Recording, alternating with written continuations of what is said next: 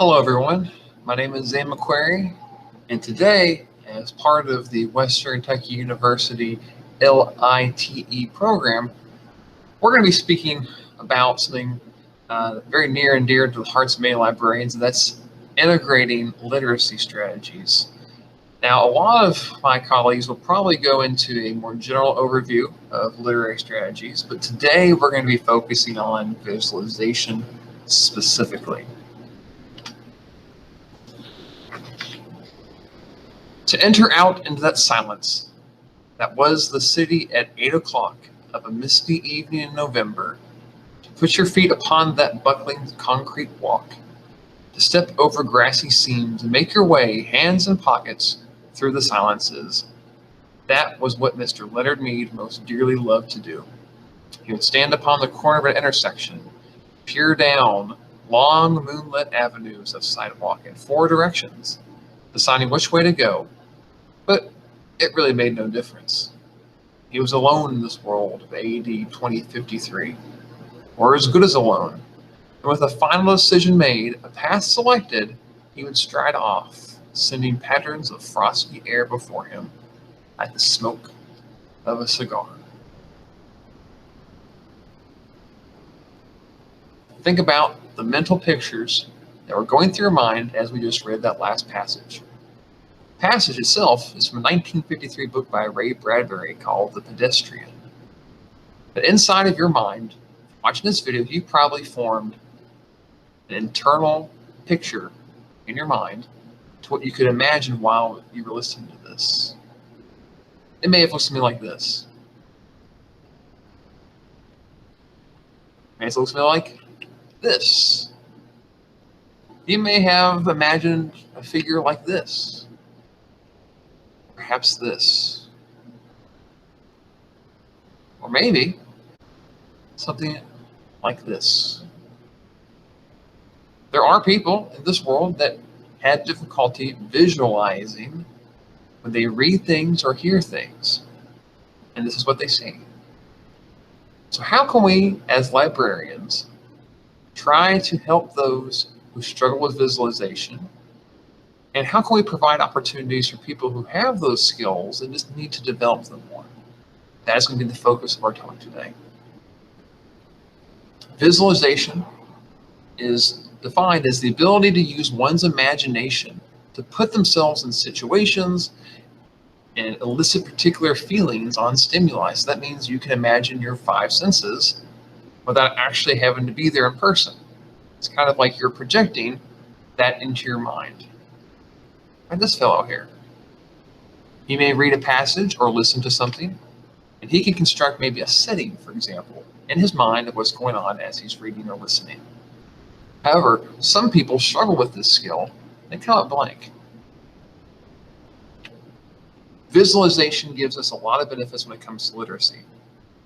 For example, comprehension skills are increased because we can make those things that we're listening to that are abstract a little more concrete. Think if you come across something that maybe you're not entirely familiar with. Let's say it's a high technical drawing or so a lot of jargon in a language you're unfamiliar with. And you're able to break those down and put images in your mind, things become a lot easier to comprehend. As a matter of fact, students who have this ability typically recall both the details and the themes for longer periods of time than for people who don't have this ability. And this comes from a 2016 study that goes a little bit like this. The study examined 60 individuals at the primary school level, 30 from one school, 30 from another one. After giving group A traditional instruction when it comes to reading comprehension, and then giving B the abilities and the training to use visualization, they assessed the quality of their literacy skills. The findings revealed significant differences in the performance of pupils who have been taught reading comprehension using creative mental images, as opposed to those who were not. Therefore, the authors of the study recommended that this be a way to introduce students to a world of literacy through visualization techniques. You can find out more about the study by clicking on the links in our resources we're about to show here at the end of the presentation. Other benefits of visualization also occur. For example, increased engagement is one of the primary things that educators in the 21st century are striving for. Visualization provides that. Students can link what they're reading to past experiences if they can form a mental picture. It's likely that your students have memories of things they have done in the past. And if they can create a picture in their mind of what they are reading, they might realize that there are some similarities or differences to what they have already experienced in life. So students are more likely to buy into what you're actually reading because they have that common experience. Here's a good way to get started. Think back to some of your favorite books over the last 10 to 20 years or so. We've seen a real influx of book-to-movie adaptations, especially among young adult novels. As you may have experienced personally in the past, sometimes the characters and the settings don't always look the same in the book and in the movies. For example, Harry Potter, we got the Hunger Games, we got the Twilight series. Some of those characters look very different in the books when they're being described by the author, as opposed to the actors and actresses who are cast to play them. Here's a fun little activity. Go back and peruse some of those books that have been adapted into movies and see how different they are. Even though we are primarily focusing on literacy when it comes to visualization, visualization as an idea comes to a variety of different subjects. In art, for example, you might have students say, hey, how would an artist such as Picasso draw this? Or how would an artist such as Seurat paint something like this? Right? They're visualizing in their heads what that would look like. In mathematics, it may be breaking down a particular problem into a more manageable process, almost like a flow chart going on inside of your mind. Word problems, which we're going to see later, also encompass this step. There are other applications in music, the arts, physical education, science, and social studies, but these are just a few to kind of get us started. Word problems, like I said before, are really important when it comes to math and the sciences, and I have to say, we got to give you some strategies with this. In word problems, we ask our students to read, comprehend, and then ask or answer. If students can't comprehend what they are reading, then the other steps are hard to accomplish. So here's what we want students to do. In my physics class, for example, I have students visualize the word problem and then write down a brief picture, a very quick sketch of what is going on to help guide the reading. When the beginning of the school year starts, it may be very simple for them to do this. But as the problems become more and more complex, they need to have those visualization skills to even begin problems. So begin the year by introducing the concept of visualization and drawing pictures. Eventually, students may not need this as they become better equipped at visualization, and they may only need it for more difficult problems. Here's an example we had in physics this year. If you didn't have a picture in front of you to answer this question, it may have been very difficult at first to even answer those questions. But with a picture there in front of us, we're more likely to be able to answer the questions that we are seeking in regards to net forces. All right, with most PDs, you typically get a lot of information, and then the question becomes, okay, how does this pertain to me? What can I do about it? This is the part here that we're going to give you some specific strategies that you can use in your library to help with visualization and, by extension, the literacy of your students. In your collection, you probably have hundreds or thousands of books that your students can use. But do you have audiobooks? You see, audiobooks can allow students to focus on the visualization techniques in your collection instead of having to focus on the actual reading portion of it. And this may seem a little juvenile, especially for our high school librarians, but this is true kindergarten through 12th grade. Sometimes students just need to be able to sit back and visualize a little bit, and audiobooks provide that.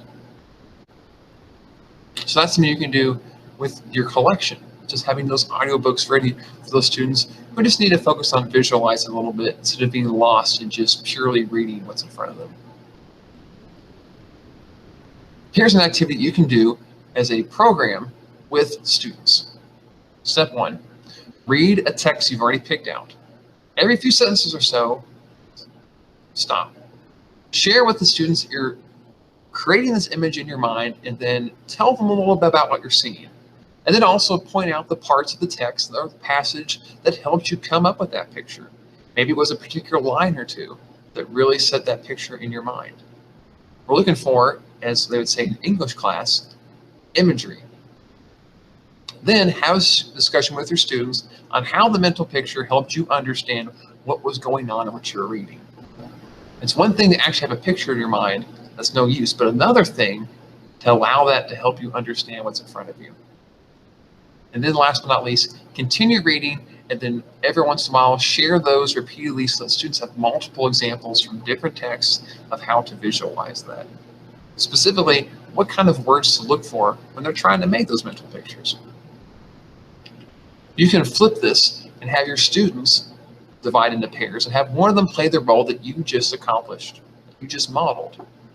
Each of those students will find that they may have very different pictures of their partner, and that's okay.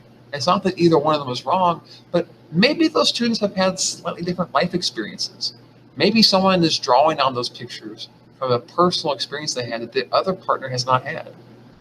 Or maybe they've had two different experiences that are similar, but different enough so that they look at things a little differently in their minds. You can do this with multiple texts and multiple different types of text. You might even do this with more technical texts and essays, just to challenge your striving leaders who are moving into those technical fields and will need those skills down the road.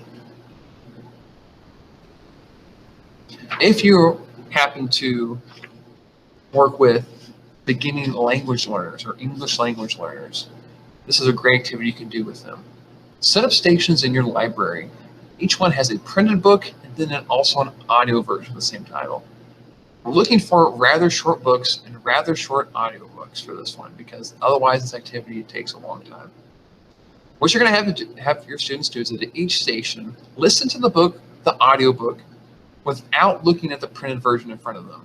All right, so they're just trying to create that mental image, that visualization in their minds purely by listening. Then have the students actually draw a picture to represent what they actually heard and what they pictured in their mind. So you can kind of get a lens into what they're seeing. Sometimes it may be pertinent to have students add an additional sentence or two that kind of summarize what they just heard. Then have the students listen to the audiobook again, but this time allow them to follow along with the print version, all right?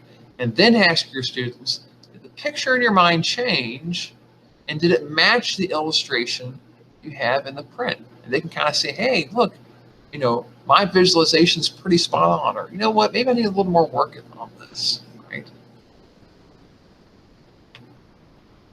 Another game you can do with your students is called the back-to-back game. And some people use this kind of as a bell ringer or a get-to-know-you activity early in the year, but you can use this as a literacy strategy as well for visualization. What you're going to do is you're going to have two students sit back-to-back with each other. One people is going to have a piece of paper in front of them, a text or an essay or something you're having them read from. And the other person has dry materials. So they're going to have a pencil and paper ready to listen.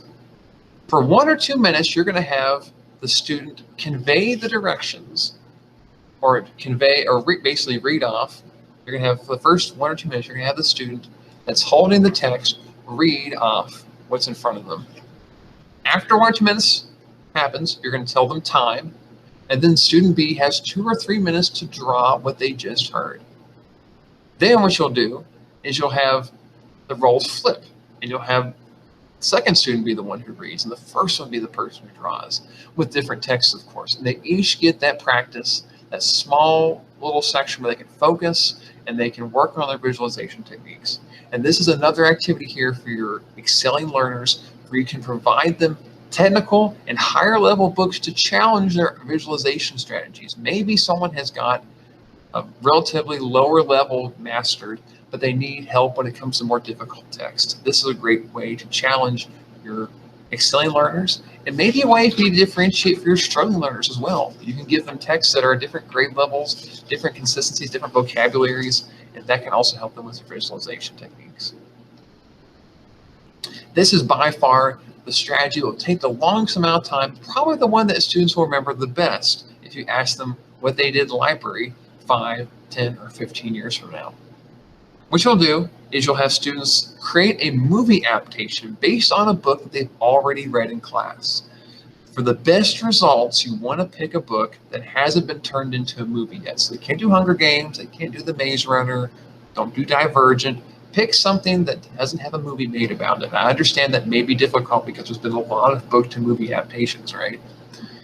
Then you're going to have each member of your groups be assigned a different role, kind of like a studio. Videographers, computer technicians, production managers, script writing, all of those different ways. They're going to come together as one group. And they're going to create an actual movie adaptation of their book, okay? Now, there's a couple practical things I'd like to throw in there before you do this. Number one, you are going to have to devote a decent amount of time to this. So this will be multiple library sessions where students are doing this. I also suggest you have students create storyboards ahead of time before the video production begins. So number one, you can approve what they're doing and go ahead and maybe catch those visualization errors before they get too far along in the movie. Also, there's going to be a decent amount of teaching the actual video editing softwares ahead of time. So maybe when you assign those groups, maybe the person you know has some experience in the video editing software can be your tech person.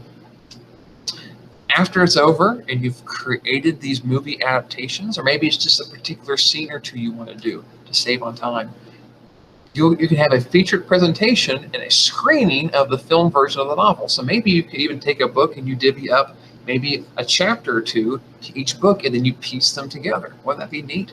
You can invite parents, you can invite maybe administrators, people from the community, have a screening after school. The applications are limitless.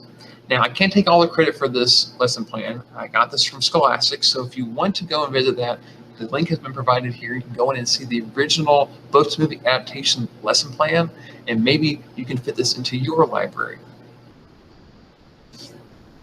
Finally, we have our references and our image credits.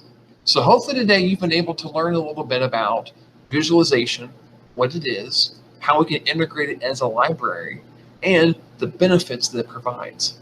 Till next time, have a great time in your libraries. Now that you've heard about how to use visualization strategies in your library, try this follow-up activity to kind of get a sense of what your students will feel like when you're doing these with them. Step 1, find a book that you are currently reading or that you particularly enjoy. Then open to a random page, put your thumb on a spot, and wherever your thumb lands, start reading from that spot. Maybe all you need is 1 or 2 minutes to do this. Then, once you read that page, you're going to take a piece of paper and a pencil and draw what you are visualizing on that piece of paper. Then, underneath your picture, draw 1 or 2 sentences to kind of summarize what you were visualizing. You compare the two. Show it to a friend. See how well your visualization was compared to the book. See how well your sentences compare to what you drew. It can be entertaining too. Not all of us are artists, right? Then maybe think for a little bit, what are other library programs that could help students with visualization? I'm curious to see what you come up with.